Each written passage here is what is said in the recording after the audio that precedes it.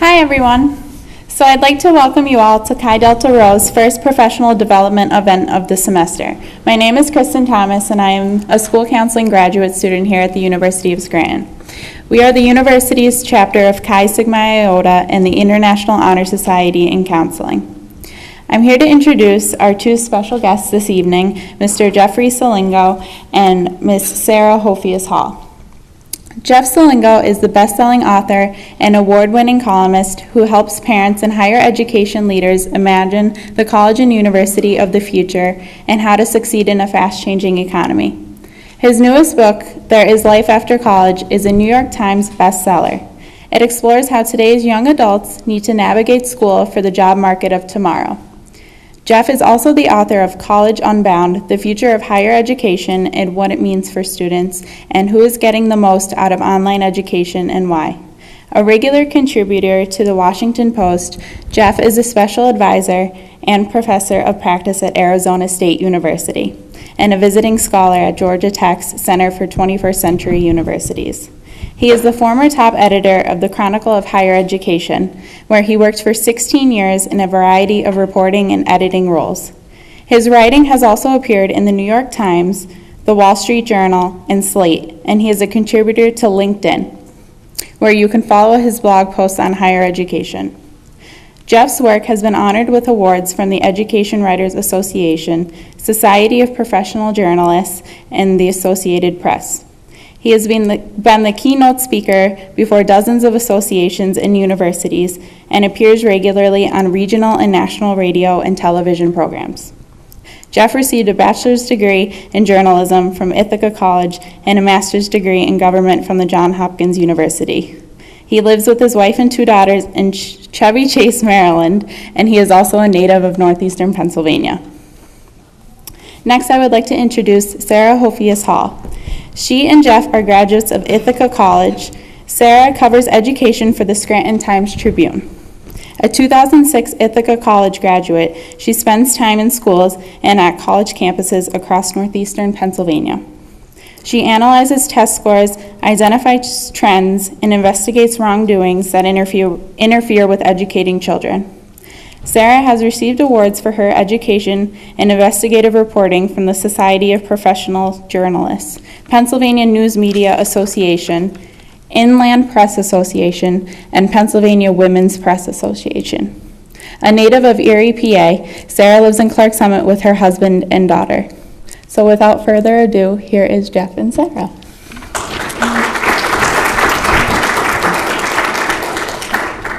Thank you so much. So Jeff, this book, as I said before, it's a great read, and can you just tell us how the topic came about? Right. Well, first of all, I want to really thank Scranton for hosting me tonight and hosting this conversation. As it was mentioned, I'm a native of northeastern Pennsylvania. My sister went here, my sister-in-law also went here, and I'm amazed every time I come here at the transformation this university has undergone in the last couple of decades. I think it's a real jewel for the city. So I became interested in this topic. As was mentioned, I wrote a book called College Unbound in 2013, which explored kind of the future of colleges and universities, especially in an online world, especially at a time when parents and students were wondering about the cost of college and was it worth it. And so as I started talking about that book, I would have, after talks, I would have parents and students and counselors come up to me and they said, well, this is all fine and good about where colleges are going, but my daughter or my son graduated from college a couple of years ago, and they're just really struggling to get going. They didn't quite find the job that they wanted to find, and I wonder what's going to happen to them, right? It wasn't as easy as it was for me when I graduated from college, for example. And then I started to really explore that and started to look at the numbers, and some of them were quite frightening, to be honest with you. The Federal Reserve says 50% of college graduates are underemployed, meaning they're in jobs that don't require bachelor's degrees. So that idea of the college graduate working at Starbucks is actually true. And then I started looking at this data from Georgetown University, where they found that the average age of financial independence for college graduates in 1983 was 26. Financial independence meaning that's when they reached the average median salary in the US. And today it's 30, right? So people were taking essentially all of their 20s, even after getting a college degree to get going. And then I started talking to recent graduates and realized that, you know, there were real stories behind all these numbers.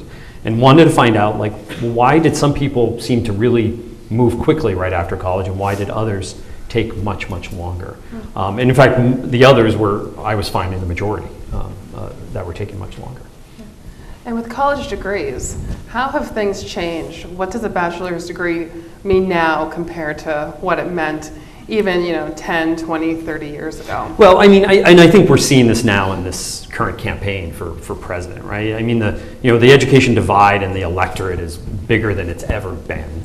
And really kind of the people who have some sort of college education, and it's not just a 4-year degree, but it's some sort of post-secondary education, are largely winning in this economy. Not all of them, but are winning more than people who have just a high school diploma. And I think really the fact of the matter is today, a college diploma, some sort of post-secondary education, is what a high school diploma was 20, 30, 40 years ago, right? It's what I would call the minimum ticket to ride. You need some sort of post-high school education, but you don't necessarily need a 4-year college education. Now, I know I'm saying that at a 4-year college or university, but I think that there is I think that what we really need to be talking about is what form of education do you need after the high school diploma?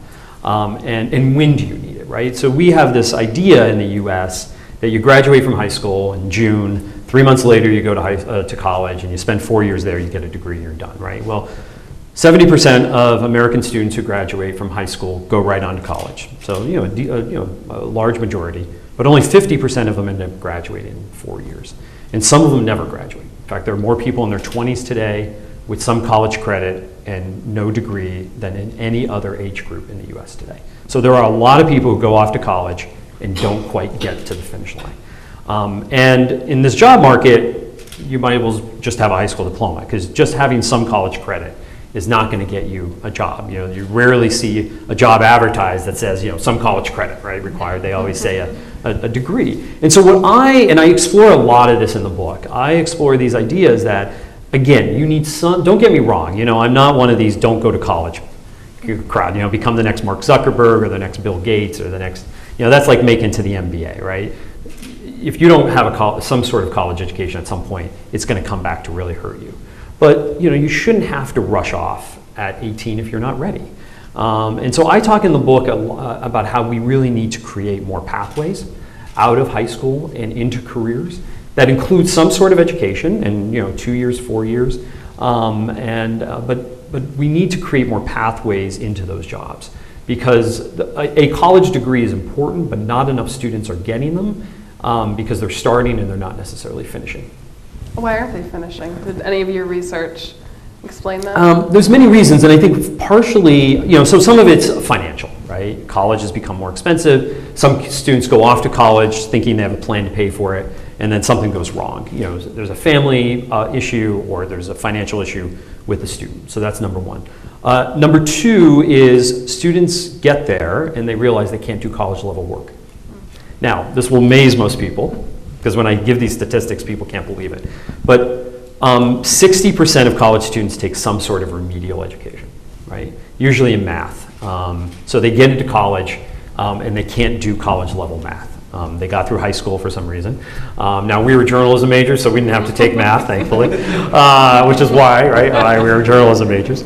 But they can't, and so what ends up happening is they take these remedial courses, and then they get discouraged, right? And then they start, maybe they're in a major and they don't like it, and they test another major out, and then suddenly, their classmates are ahead of them, money's starting to get tight, and so they end up dropping out.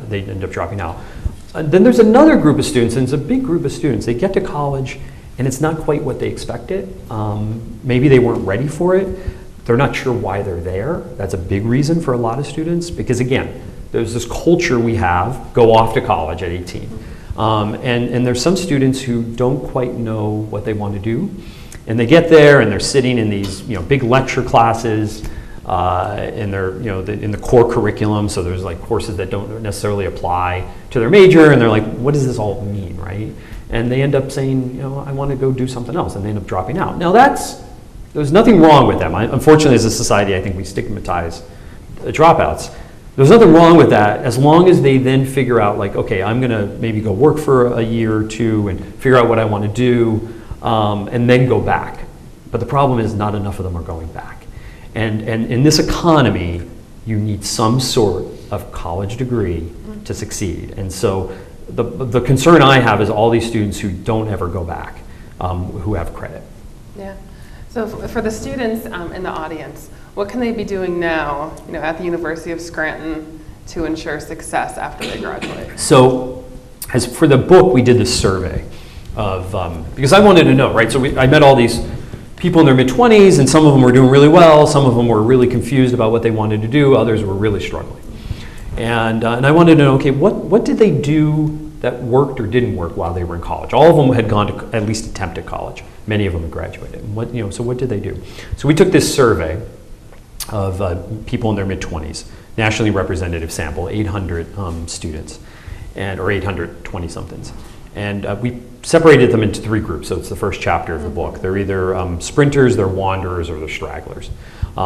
Sprinters kind of get going right off the bat. Wanderers kind of get their mid-20s, they kind of get going, and then the stragglers, kind of that 30th birthday, kind of gets them going. They're like, uh-oh, I don't want to turn 30 yet. I want to get something going. But 2/3 of the students are part of those latter groups. They're either wanderers or they're stragglers. Again, there's nothing wrong with being in those groups, as long as you're kind of figuring out what you need to get to keep going. We found out there are three things that really differentiate those three groups.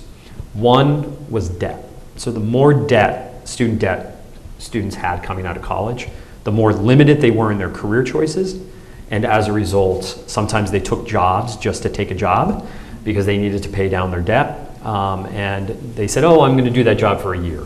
Well, a year turns into 2 years, turns into 3 years. We saw this exactly at the law school level a couple of years ago, right? Where some law schools were charging so much, students were going so deep into debt, they said, I'll get a job at a big firm, I'll make a lot of money, and I'll pay off that debt. And what ended up happening was they ended up having to take a job just to start paying down that debt afterwards. And so we're starting to see that now at the undergraduate level. So my advice to students is not to take, everybody has to take on debt, no doubt about it, given the cost of college today. But be very careful about how much you take on, because the more you take on, the more it's going to limit your options after college. Number two was the credential itself. Again, it goes back to, there are all these people leaving college without some sort of credential, like not even a 2-year credential. And again, it's in this job market, if you don't have that, it's hard to get most jobs, because a degree is of some kind is required. And then the third one, which was the big aha moment to me, were internships. So we were talking before we came in here about our internships in college, and at that time, when we were in college, internships were nice to have, but they weren't critical. Today, they're absolutely critical. If you don't have one, and sometimes even more, in the field that you're thinking about going into, especially if you're going into a very practical field, you're going to have a hard time getting a job. And why is that? Because I found in reporting the book that about 80%, at some companies, 80% of their new hires come from their intern pools. So they're not even going out to they're not recruiting second semester seniors anymore. In fact, they're increasingly recruiting undergraduates for internships, and then hiring them into their intern pools, because they want to try them out, right? It's essentially a 3-month interview to try them out. Yeah. And I know we have some future guidance counselors in the audience too. So what can they be telling their high school students now? So the biggest pet peeve, I guess, I have about counseling in high schools, and I know it's a hard job, so is the focus on getting into college and not talking enough about what students should do once they're there, right? So we're in college admission season right now, and I see this everywhere I go, especially the last couple of weeks. I've been doing a lot of these talks, and afterwards all the parents will come up to me and say, should my son or daughter pick this school over this school? And there's so much intensity, too much, I think. There's too much anxiety over getting into college. I really believe, Frank Bruni wrote this great book 2 years ago called "Who You'll Be Is Not Where You Go Is Not Who You'll Be," which basically means it doesn't matter where you go. It matters what you do while you're there. And that is really the key. Too many students go off to college, they don't know why they're there, and they kind of sit on the sidelines. I talk about it in the book as they treat it as a spectator sport, right? They sit on the sidelines while all these things happen around them. They think, well, I'll just go to class. As long as I go to class, I get through and get that degree on the other side, that'll be good enough. Well, it's not good enough. And so what I wish that counselors would talk about more is not only once students get into college, and this would be perfect in the spring of somebody's senior year, and I think high school should do this, is to talk about what college is like, right? And talk about like what you should do while you're there, to take advantage of these internships, to get to know professors, right? So, one figure I have in the book is that 50% of college seniors graduate without ever having talked to a faculty member about their career plans, ever. Right now, we graduated from Ithaca. Would you imagine like never talking to a professor about what you wanted to do afterwards? Like you have all this opportunity at a place like this for 4 years, and there's students who just never do anything with it. And again, I think if you start that in high school, don't focus a lot less on getting in. Obviously getting in is important, but focus less on getting in and focus much more on what should you do in those next 4 years. Because the college is not going to tell you to do that, right? They're going to give you all the options, but it's really up to you now to self-direct your education, right? Somebody else, your parents, your teachers, your counselors told you how to do education up until you graduate from high school, but now it's really up to you. And those 4 years, as you know, go very, very fast, and you really need to take advantage of those opportunities. And what's the role of the parent in all of this? To stay away. As you know, there's a big term now in higher education called helicopter parenting, right? And there's even a term called snowplow parenting, where they basically push all the snow out of the way. You'll like that reference up here in northeastern Pennsylvania. You push all the snow out of the way so that they clear a path for parents. But and I'm sure people here at Scranton can talk. Parents are much more involved than they ever were before. When I went to college, we didn't have cell phones, right? So you couldn't text or call your parent like every moment of the day. And I think that they should arm their sons and daughters with like the skill sets, but then let them go. Because one of the things in the book that came up over and over again from the employers I talked to is that many of today's students, college graduates, haven't experienced failure in their life. And in fact, the head of IBM partnerships, university partnerships, told me he would rather hire somebody from a failed startup than a new college graduate, because somebody who worked on a failed project, a failed startup, right? They had the grit to keep moving forward. They kind of had to learn from their failures. But most students could go through high school or go through life up to 18, having everything done for them, a parent having figured out everything for them. And I think that's the big issue now with this generation in particular, which is why, and I talk about this in the book, Enterprise Rent-A-Car, which, believe it or not, hires more college graduates than any other company in the US. And if you're a big fan of March Madness, you probably see those commercials where they have college athletes. They love to hire college athletes because athletes in particular probably have experienced more failure than success, right? They've lost more games than they won, lost more matches than they won, and they like that because it shows some sort of grit, determination, resilience that students need in the workforce today. Yeah. How about when a child is in high school, what can the parent be doing then? Besides being a helicopter parent, what kind of conversation should they be having with their child about future choices? I think one of the issues that came up is that most of us pick careers that are familiar to us. This came up in the book often, right? It's why I have a 6-year-old and a 4-year-old at home. My 6-year-old wants to be a teacher, right? Now, of course, she wants to be a teacher because that's what she sees every day. And so most of us pick careers that are familiar to us, right? Something our parents did, or our friends' parents did, neighbors did, and things like that. So you get to college, and you really have a pretty limited knowledge base of what you want to do. So one of the things is that we need more exploration, and parents can do that in high school, or they could encourage students to do that in college. Counselors could do that in high school. I think we need more career exploration. Like, what are all these careers? Because what happens then, and I heard this from seniors, college seniors I talked to, they get to their senior year of college and they start applying for jobs. And they see all these jobs exist, all these job titles. And they tell me, I never knew all these jobs existed. Like, nobody ever told me this. And then it's kind of late, right? Now they could go back to school, they could get a master's degree. I mean, there are ways of like getting those jobs, but nobody ever told them they existed. And so to me, it's about exploration. And parents kind of encouraging that, teachers encouraging it.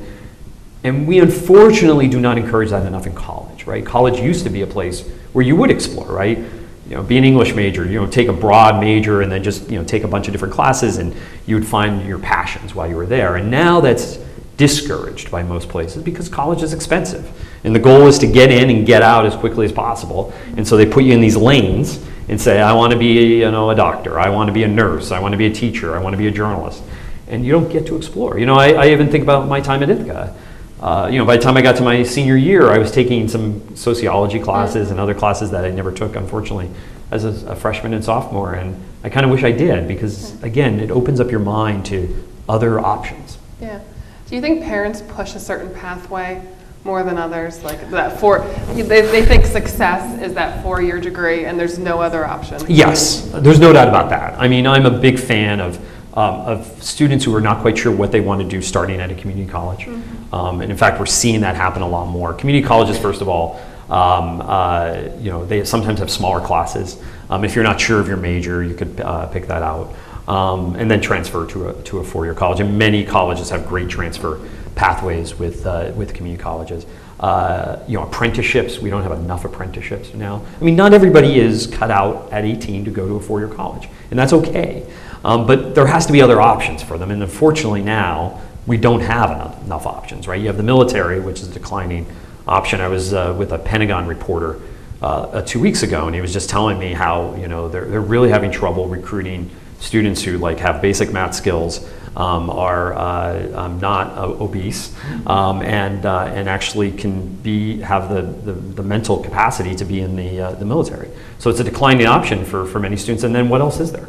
There really isn't anything else. And so what ends up happening is a lot of students go off to college as a result. What are today's employers looking for? So today's employers, one thing about parents, there's one addition I want to make about parents pushing a certain pathway. So what's really popular now, and the Washington Post did this piece 2 weeks ago about the highest paid majors. Like these majors will lead to the best jobs and the highest paid jobs. And I know that there's a lot of anxiety about getting a job, right? That's why I wrote the book. There's a lot of anxiety about getting a job after college. But if you just focus on the money, there's 2 things that are going to happen. First of all, if that is your passion, is just to make a lot of money, you may not be as good in the job because you don't really have a passion about the job or the field. You just have a passion about making money, number 1. Number 2, that stuff shifts and changes all the time. So a great example is petroleum engineering. When I started reporting this book, it was the number 1 job for new college graduates in terms of earnings. You know, $20,000 more than number 2. Today, it's not even in the top 10 because of changes in the oil and gas industry, right? So here's somebody who could have started college as a freshman, and by the time they were senior year, you know, the whole job market could change. So that's important to remember. What do employers want? So employers want what are typically called the soft skills. They're really missing that in today's students. They're not worried about students having, knowing how to do a specific skill in a job. They want to know that students could communicate, write, and communicate in oral ways, which is very difficult for a lot of people today, especially writing. I heard this from employers left and right? And this goes back to majors. I always tell students, no matter what you major in, just make sure you're in a major that is going to make you work hard. Right? Because if you're dedicated to a task every day, you're going to be able to succeed in the job market. So writing, communication, problem solving, working in teams. So these so-called soft skills, which is why they like interns, hiring interns, because they're able to test those things out. So last year, and I talk about this in the book, Burning Glass, which is this company out of Boston, did an analysis of 20 million job ads across the country. Online job ads, and they mined them.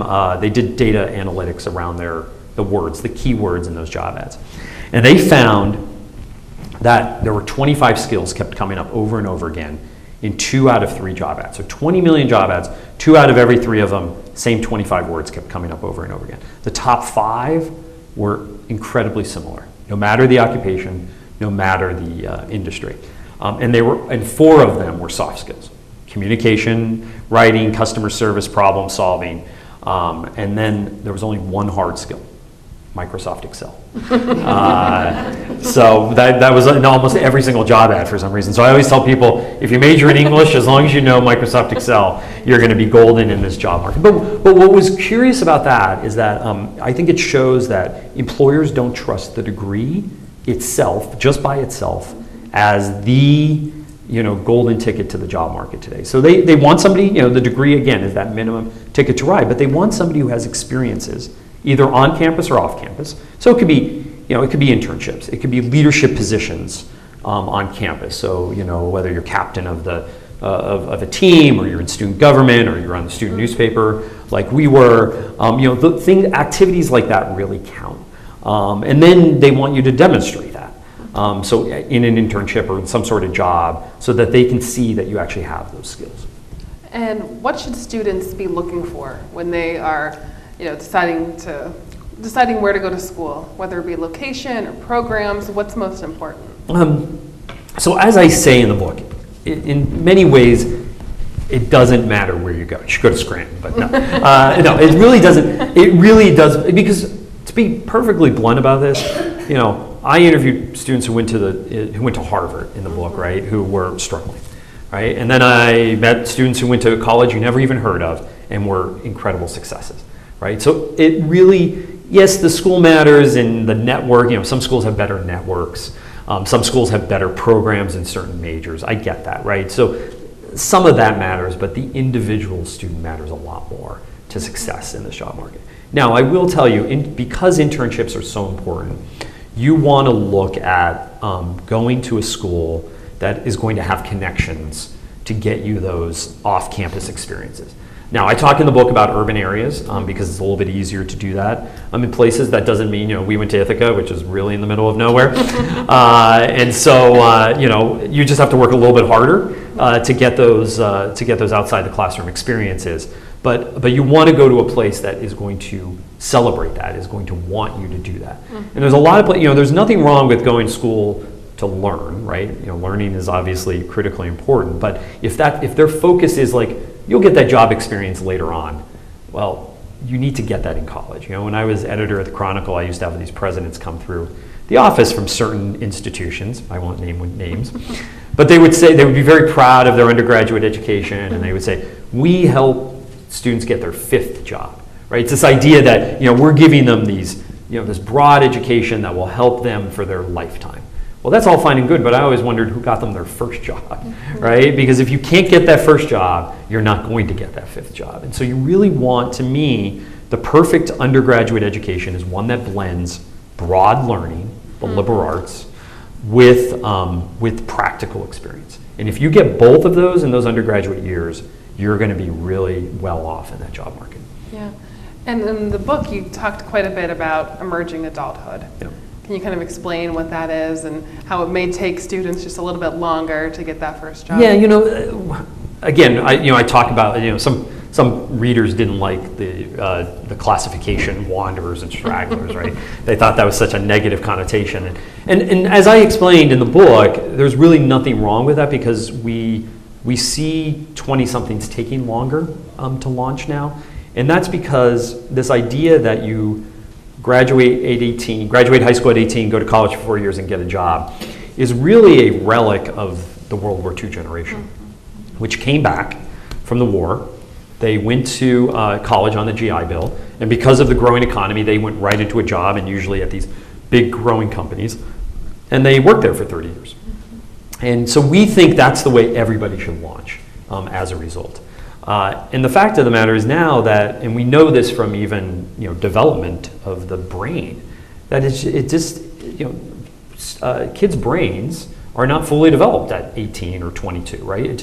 It takes them a while, and we need to not rush them as much as we're rushing them now through that period from 18 to 22. It's okay that they take a little bit longer. But again, I think there's a lot of anxiety now around college and how much it costs, and the job market and struggling adults, that we tend to push them a little too much. How about a gap year? Is that a good idea? I'm a big fan of it, and I dedicated a whole chapter in the book to it, and there's a number of colleges now that are encouraging it and building it into the undergraduate curriculum. So the idea is that you would take a year off, not a year off, and that's probably a wrong way to say it, but a year between high school and college. For students who are not quite ready to go to school. And now you can't just take the year off, work at McDonald's, and sleep in your childhood bedroom, right? You have to have a plan for that year. And as long as it includes some sort of academic experience, if it includes some sort of work experience, and some sort of mentorship, we found in a study that I quote in the book that students who did that actually ended up going off to college much more mature, much more ready for what they were more willing to take advantage of the opportunities offered to them. And by the way, for the parents who worry their kids will never go to college, they ended up graduating at just the same rate as the students who went right off to college. So it didn't hurt them. In other words, it didn't necessarily help them graduating faster, but it didn't hurt them by taking that year off. Did they have more of an idea of what they wanted to do? Yeah, in some cases they had more of an idea about what they wanted to do. More so they had an idea about what they didn't want to do. In some ways, sometimes that's just as good, right? Yeah. So these students would go off and they would go do something. And the gap years used to have this reputation as something rich kids did because you didn't go backpack through Europe. I talk in the book about a number of new efforts that are really bringing the price tag of a gap year down. And the thing about the ROI on a gap year is that if your son or daughter takes a gap year and ends up figuring out what they really want to do, it actually might be less expensive over the course of 4 or 5 years than if they went to college and just wandered around. Mm-hmm. How about some of the additional pathways students are, after high school, the different pathways that they are taking instead of the traditional 4-year bachelor? Yeah, so one is the traditional 4-year bachelor, one is the gap year. One is the 2-year, 2-year to 4-year transfer. Some are taking time off in college to go work and kind of take a gap year in between. One thing that I found, which is increasingly kind of a new trend, is time after college, before you jump into the job market. So think about you can't find a job right after college. Instead of going to graduate school or kind of going to get that job at Starbucks, not that there's anything wrong with working at Starbucks, but it's such a symbol, I think, of sometimes of struggling 20-somethings. Many students now will take these boot camps. So they're popular around computer coding, for example. You can take an 11-week computer coding boot camp. I profile another boot camp that gives students business skills in 6 weeks after college. So it's kind of a mini class right after college that gets you a head start on the job market, because the other thing about all these boot camps is they have really close relationships with a lot of employers. And so for students who don't have a particular skill, they can get it in those couple of weeks and then jump right into the job market. What kind of people should current college students be talking to on campus? You mentioned professors, career services probably. Yeah, one thing that I was amazed at in talking to students at all different types of colleges, whenever I'd ask them, well, how did you know to get that internship? Or how did you get that internship? Or how did you get that job? Or how did you pick your major? It's amazing to me the peer effects of college. I mean, colleges could put all of these programs in place. They could build these fancy buildings with great career services and great professors and everything else like that. Most students talk to other students or upperclassmen, right? Or a recent alumni. And that's how they find out a lot of stuff. So that's a great network to have, and students really should use that, right? Talk to as many other students as you can. They can help you, get those internships or get those jobs. So it's one thing that we tend to forget. And it's the power of the residential college, living on campus and going to school on campus really helps you develop those networking skills and helps you find those opportunities. So I think we have time for a few questions. There's a microphone over here, so please don't be shy.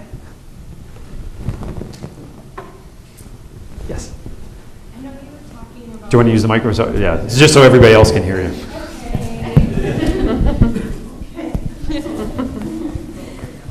I know you were talking about before how to start talking about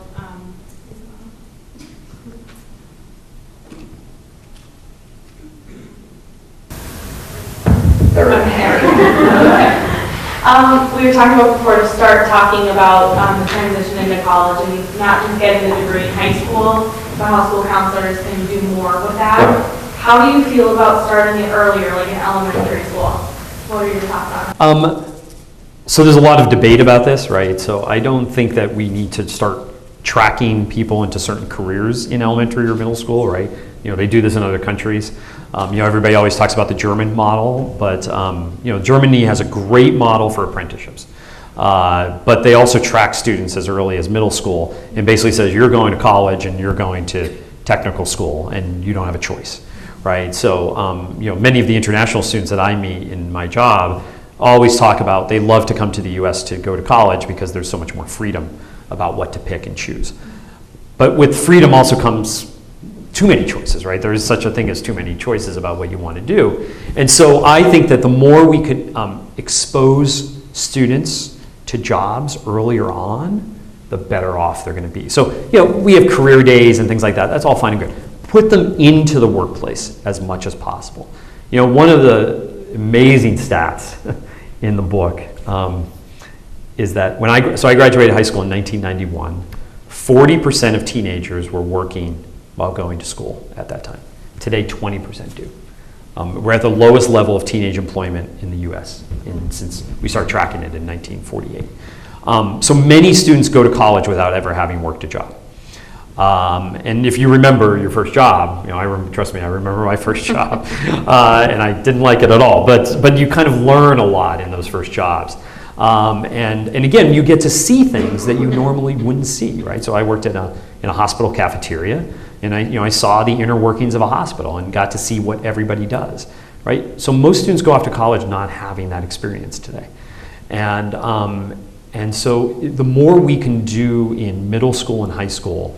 You know, I'm not saying force them to work, and unfortunately, to be honest with you, the job market is such that many teenagers just can't get jobs today, because of the way the job market's working now. People are working longer, so we have many more seniors in the job market now today, and many jobs that used to go to high school students are now going to college students.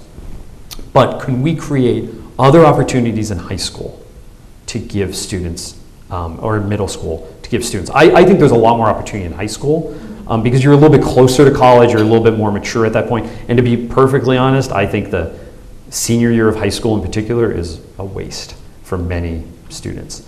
And I think that we could actually build more college into senior year of high school, and I think we could build more career exploration. Not career training, exploration, right? Just give people like an honest view of what a job is like. You know, I interview an architect in the book who had graduated from the University of Virginia. He worked in an architecture firm after he graduated. He hated it because he didn't, you know, because he was like designing, he was designing bathrooms to be ADA compliant, right? And so he just thought, this is not what I thought the job would be. And he said, if I only had worked in an architecture firm earlier on, or I'd seen what architects do, or somebody told me this, I would have probably picked a different major. So again, it's exploration earlier on. You mentioned a lot about internships and how important they are. So my undergraduate is in education, and I'm now getting my master's in school counseling, and both require internships to graduate. Do you think moving forward that most majors will require them? Unclear. They're, you know, in teaching that has always been kind of expected. But if you talk to most professors in most majors, they don't like that practical experience. For a couple of reasons. And it's different from college to college. But remember I was talking earlier about you have to have both a practical experience and a liberal arts experience. You go into many campuses and you talk to professors. And I have a lot of appreciation and respect for professors, but sometimes they think their job is not to get you a job, right? Their job is to broadly educate you, and whatever happens, happens, right? Because most of them, you know, they never had to work outside of the college or university. Number one. But number two, you know, their belief is that if we arm you with these broad-based skills, you're going to be fine. And that's just not true in this job market. I think it was true 20 years ago. So that's number one. Number two, though, and this is practical, is that we have so many expectations on what the bachelor's degree is supposed to do today, right? So when, you know, 30, 40 years ago when the bachelor's degree wasn't required for many jobs, Many people went to college to get a broad education, and then they would go on to professional school or get a master's degree, and they would get that specific training then. Well, now we expect both of those things to happen at the same time in the undergraduate degree. Many majors now have many more requirements than they did 20 years ago because the amount of knowledge has just increased in the world, right? So they added all these classes. Many students are coming, as I said earlier, without, they need remedial help in reading or math. And so that is added on to this. So what I'm basically saying is that we've added all these things into the 4-year degree, and as a result, there's not a lot of time left. And so most professors will say, we want the time on campus, these 4 years, to be really dedicated to time in the classroom. And anything that is, is part of if we had a requirement for an internship, that's going to take students away from it. So I write in the book about apprenticeship or co-op programs. So Drexel and Northeastern and Georgia Tech and Cincinnati, there are only about a handful of schools that have these apprenticeship or these co-op programs, which are required internships built into the undergraduate curriculum, and that's all they do for those semesters, right? They don't take any classes while they're working. But to do that at most of those schools, you have to go for 5 years, right, in order to do that. So that increases costs and everything else. So I don't think it's going to happen for that reason. Yes? You've mentioned a few times students needing remedial work and lacking basic skills. Yeah. We see that on our own campus here, unfortunately, present company excluded, of course.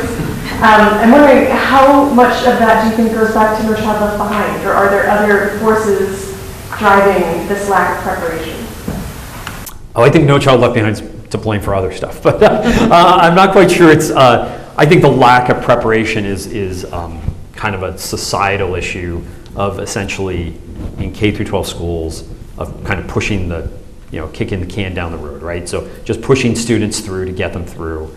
There obviously is some incentive to, for progress and to get, so you're more likely to promote a student to the next grade because it's going to look good for you, right? And so I think that's part of the reason. So I think that and unfortunately, I think colleges have now been, they're now faced to deal with this, right? They have to provide these remedial courses, which, by the way, cost money, but you don't get credit for them, right? So from a student's perspective, you're paying for a course that you will never get credit for. So what that ends up happening is that it ends up taking you longer to get your degree, and many students end up dropping out because they run out of money. And we know, and I teach at Arizona State University, so math is their biggest problem there, right? So if students get through freshman math, they're like 95% more likely to succeed in getting their degree, but many of them just can't get through freshman math. And they just, and so they're doing a lot of work to try to move much of that curriculum down to the high school level so that students are better prepared. You mentioned No Child Left Behind. I think that what that has done is taken kind of the softer skills out of schools, right? The idea of creativity and collaboration and teamwork and things like that, right? There's so much of a focus on testing that I think that is taken, there's no time to kind of practice those soft skills, the teamwork and the problem solving, right? That I think used to be a hallmark of schools 20 and 30 years ago. And I think that's borne out by the research. So I think that's the bigger issue with No Child Left Behind.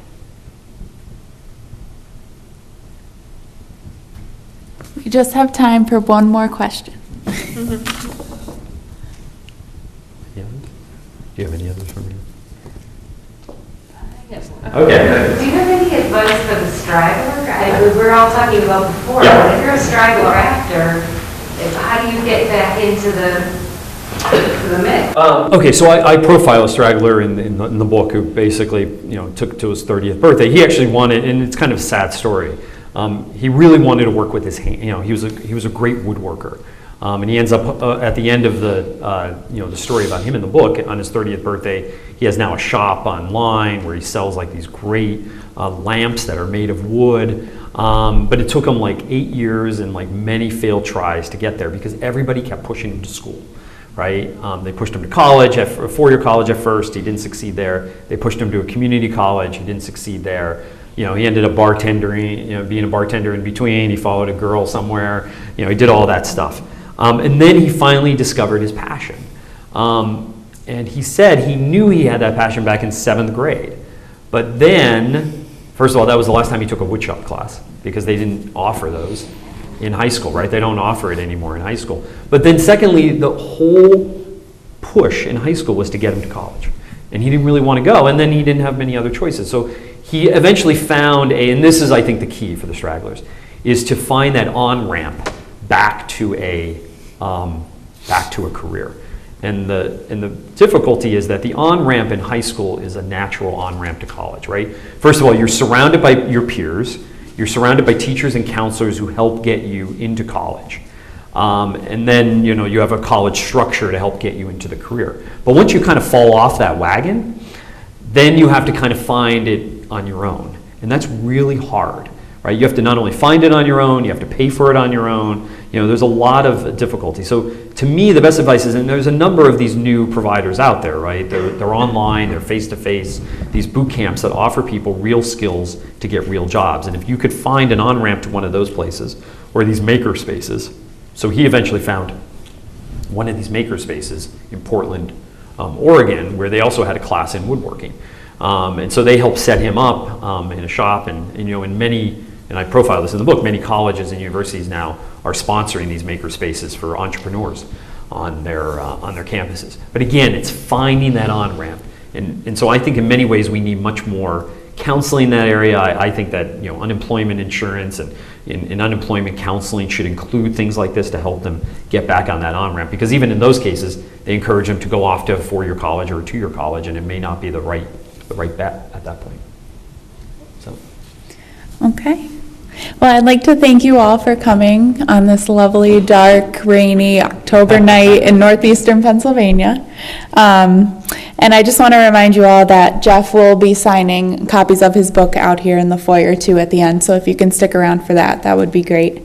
And a special thank you, of course, to Jeff and Sarah for coming and presenting to us tonight and helping us to learn more about how to ensure college success. Thank you. Thank you, everybody.